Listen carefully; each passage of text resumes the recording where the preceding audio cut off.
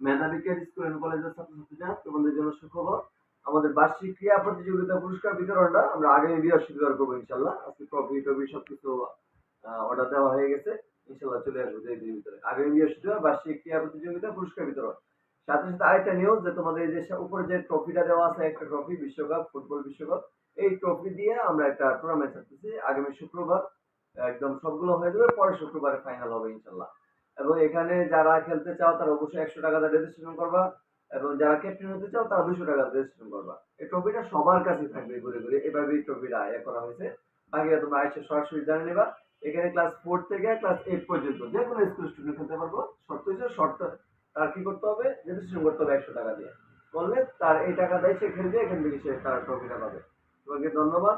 এখানে তোমরা এসে যোগাযোগ করে বাকি যা যা করার করে দেবা।